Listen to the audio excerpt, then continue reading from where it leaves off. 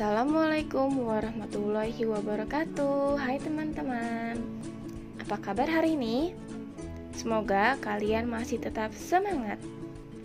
Untuk pembelajaran hari ini kita masih berada di tema 1 dan kita masuk dalam subtema 3 dalam fokus pembelajaran IPA dan Bahasa Indonesia. Yang pertama, kita akan pelajari IPA. Sebelumnya, kalian sudah mengenal apa itu organ gerak. Organ gerak ada yang pasif dan aktif. Dan sekarang kita akan mempelajari macam-macam kelainan pada organ gerak pasif atau tulang. Yang pertama ada rakitis, 2 fraktura atau patah tulang, 3 fisura atau tulang retak, 4 osteoporosis, 5 lordosis, 6 skoliosis, 7 kifosis. Yuk kita lihat macam-macamnya. Untuk kelainan pada tulang yang pertama yaitu rakitis. Rakitis merupakan penyakit pada tulang yang disebabkan oleh kekurangan gizi seperti fosfor, kalsium, dan vitamin D. Hal ini menyebabkan bentuk tulang kaki menjadi bengkok seperti huruf O atau X, seperti pada contoh gambar berikut ini. Fraktura atau patah tulang. Kelainan pada tulang ini terjadi akibat kecelakaan baik kendaraan bermotor atau jatuh.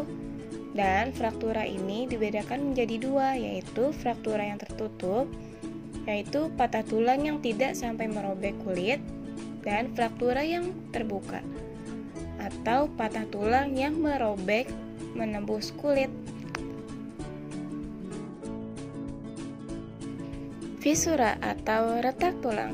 Kelainan tulang ini menimbulkan keretakan pada tulang yang disebabkan oleh benturan benda keras, dan benturan tersebut biasanya disebabkan karena kecelakaan ataupun jatuh.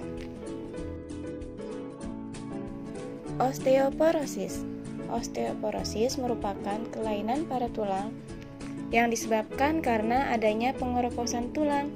Umumnya, osteoporosis terjadi pada orang yang sudah berlanjut usia.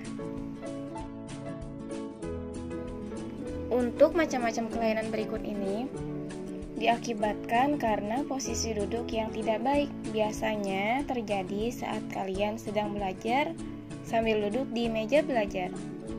Yang pertama ada lordosis. Apa itu lordosis? Ialah kelainan tulang punggung membengkok ke arah depan tubuh.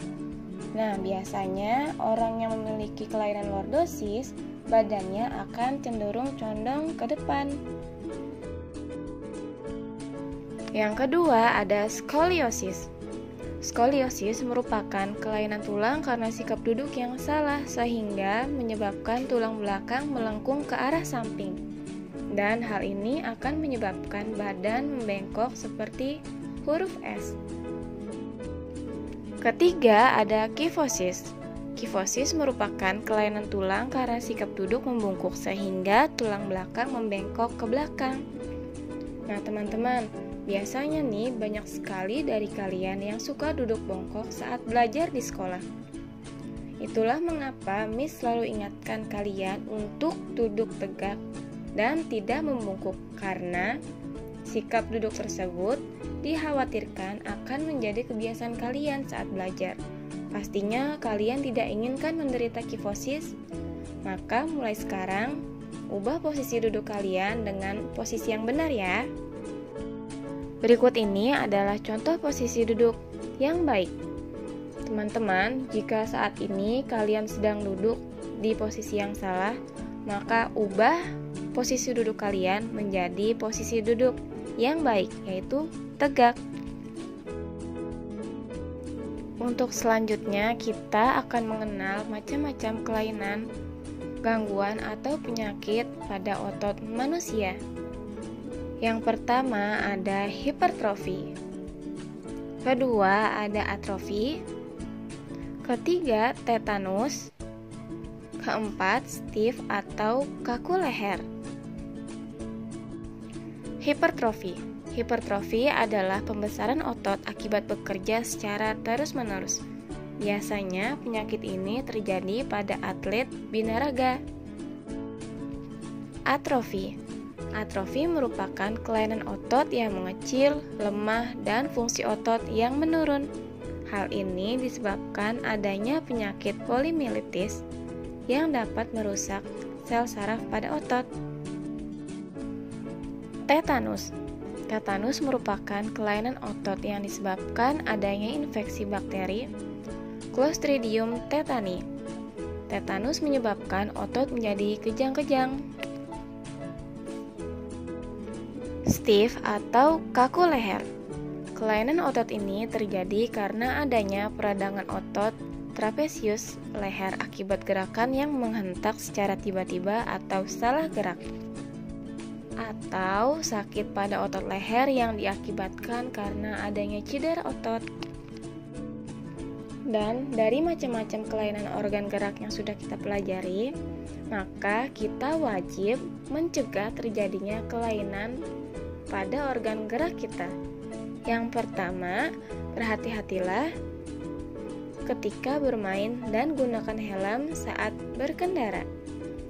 2. Melakukan sikap duduk yang benar. 3. Mengkonsumsi makanan yang dibutuhkan tulang seperti kalsium, vitamin D, dan fosfor.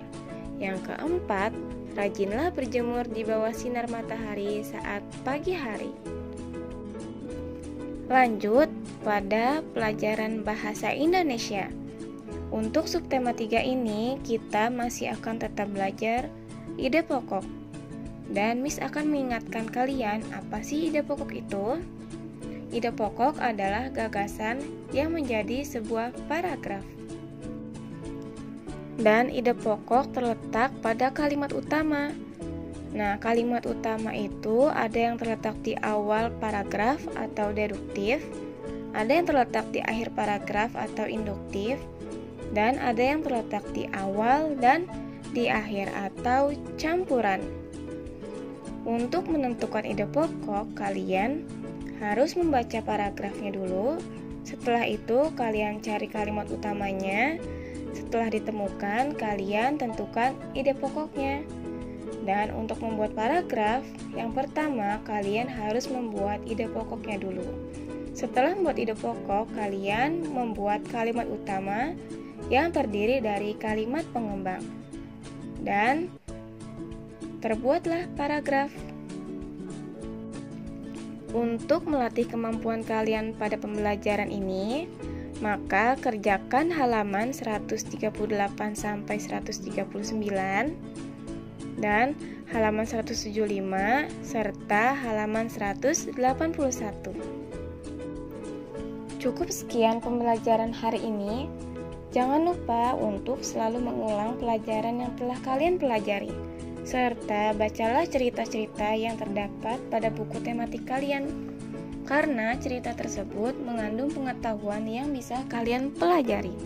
Terima kasih. Wassalamualaikum warahmatullahi wabarakatuh.